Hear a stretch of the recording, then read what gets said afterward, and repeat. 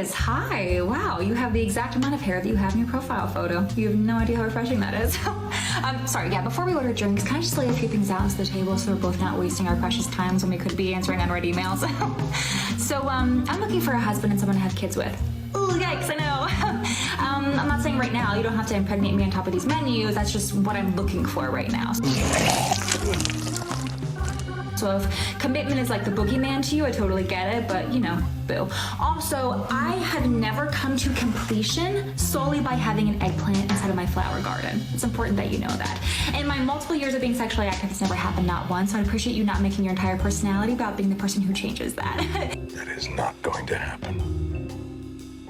If it's gonna affect your manhood, I'm probably just not the girl for you, and I'm definitely not gonna spend the next 10 years pretending like I am, if you know what I mean. I'm a feminist, shocker.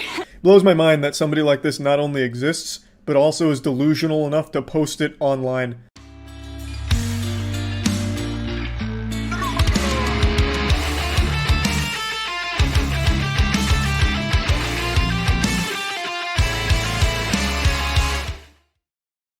Gentlemen, welcome back to today's video, and what a pleasant woman we have today, don't we?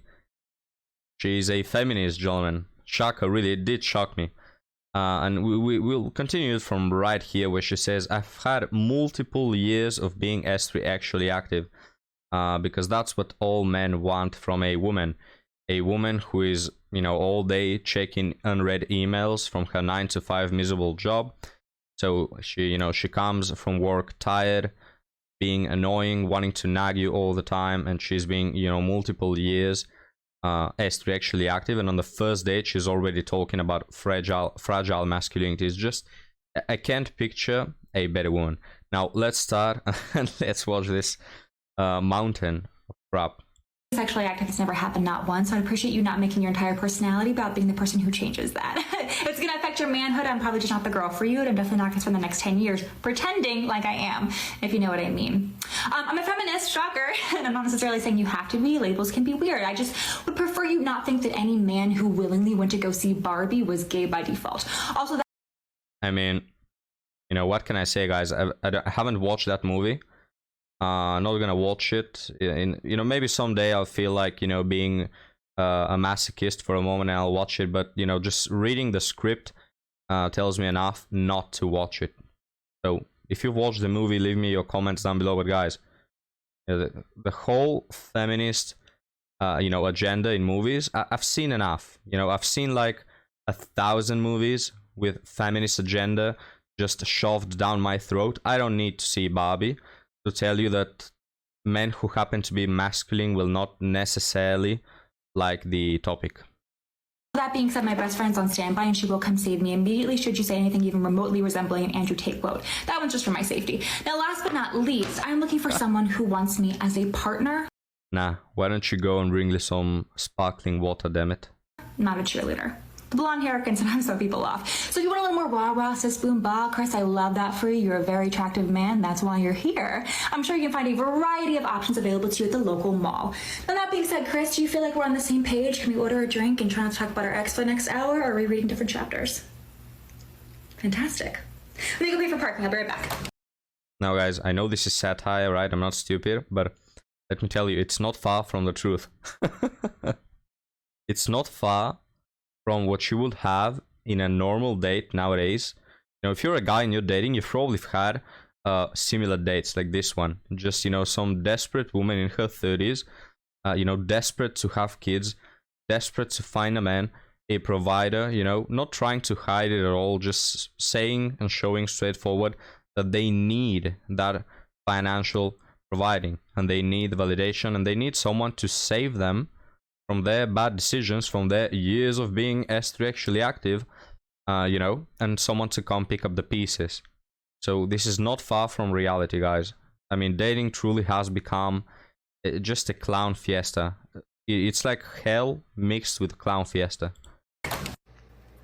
I'm just getting on here for all the girlies who are in their 30s. I'm 33, turning 34 next month, and I'm just fucking done dating. Like, excuse my language, but I'm done. Like, for a while there, I was on a kick for the younger guys because that was all that was hollering at me, because I must say, I think I look pretty good for being 33. So That's I was debatable. like, okay, I'm done with the young ones. Like, they're too immature. Like, I'm looking for something more serious in life. They're not doing it for me. Cool, whatever. Guys, I'm gonna stop the video right here.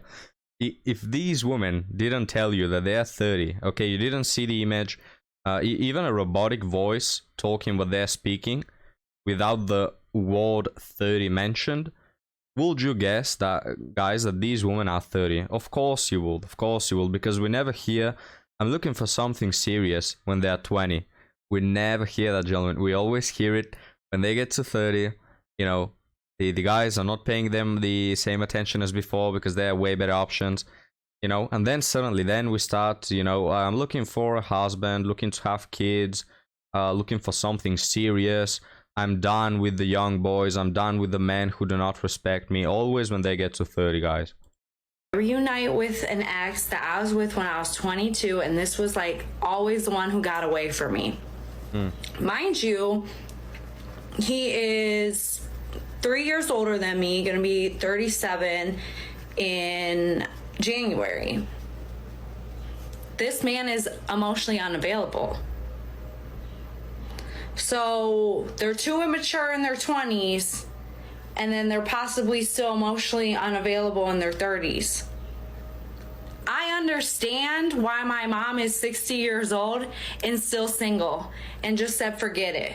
Oh yeah, and there we have it, gentlemen. Of course, you know, what was it? The apple doesn't fall far from the tree or something like that. You know, like mother, like daughter. What can you expect from a single mother who's probably led the same life as her? She didn't have a father figure around probably to show her, to set boundaries. And now she's following the same path. She could not, of course, if she didn't go for the only one guy who is emotionally unavailable and he's been running away from her for years. But yeah, alright, she has to go for that one. Because that's what it's about to be. How come no one talks about how different it is to go from dating and talking to guys who just absolutely love bomb you to talking to a guy who's probably a little bit more emotionally stable, probably a little bit more mature? Let me tell you, it can be confusing.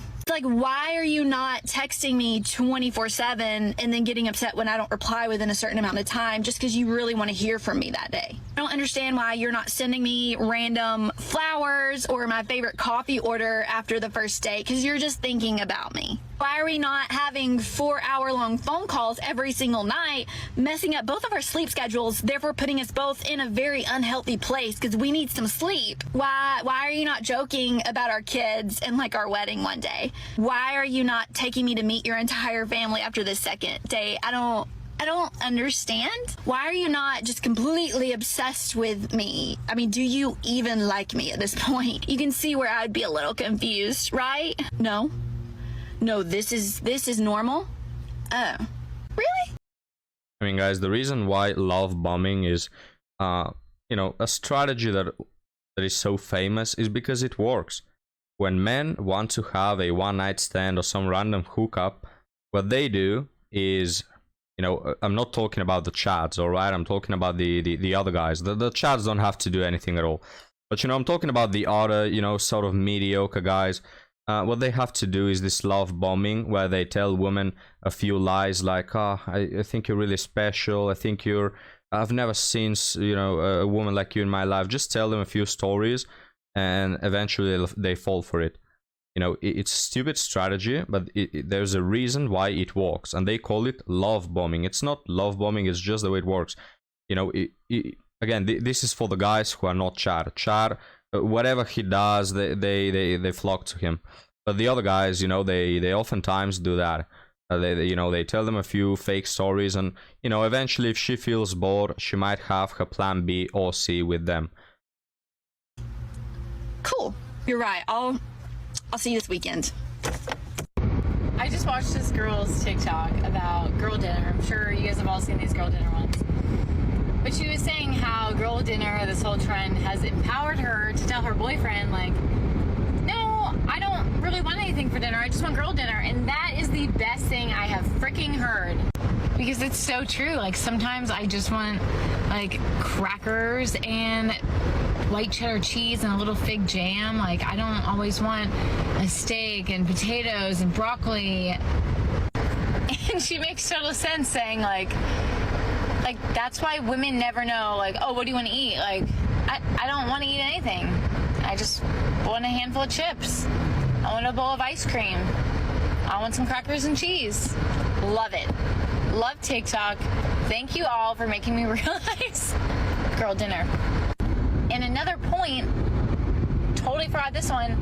No wonder women gain so much weight when they get into a happy relationship, because we're not used to eating like full meals for every meal. And then when we get in a happy relationship, we're cooking, the men are cooking, and it's just amazing. It's happy, we're eating, and we're going out all the time, and it's like, duh, no wonder we freaking gain weight.